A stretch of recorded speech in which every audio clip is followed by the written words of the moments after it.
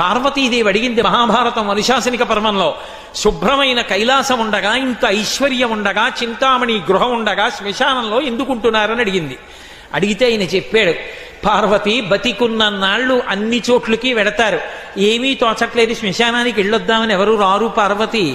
నేనంతవాణ్ణంటాడు, పొడుగ్గా ఉన్నానంటాడు, తెల్లగా ఉన్నానంటాడు, పండితుండంటాడు, పద్యాలు నాకు నోటికొచ్చంటాడు, ఉపన్యాసం చెప్పగలనంటాడు, నాకు పాటలొచ్చంటాడు, నేను నాట్యం చేస్తానంటాడు, నేను అధికారినంటాడు, నా దగ్గర డబ్బు ఉందంటాడు, నేను పాట పాడగలనంటాడు. ఇన్ని ఉన్నాయనుకున్న వాడిలోంచి ఊపిరి బయటికి వెళ్ళిపోయిన తరువాత వాణ్ణి తీసుకెళ్లి 4 కొత్త కర్రల మీద పడుకోపెట్టి చాప చుట్టి తాడు కట్టి పైన నూలుబట్ట కప్పి తీసుకొచ్చి అన్నీ తీసేసి కర్రల మీద పడుకోపెట్టి కాల్చేస్తుంటే జీవుడు లేచి నిలబడి పుర్రె పగిలిపోయిన తరువాత కన్న కొడుకు కూడా స్నానం చేసి వెళ్ళిపోతుంటే చీకటి పడిపోయాక, అయ్య బాబోయ్ చుట్టూ ఉగ్రభూతాలు, నా వాళ్ళన్న వాళ్ళు లేరు, వీళ్ళని నమ్ముకున్నాను, ఒక్కడు లేడని ఏడుస్తుంటే నేనున్నాను రా అని చెప్పడానికి నేను కూడా లేకపోతే చచ్చిన వాడు 1000 మాటలు చచ్చిపోతాడని అక్కడ ఉన్నాను పార్వతి, నా కర్మకాల అక్కడ లేనన్నాడు.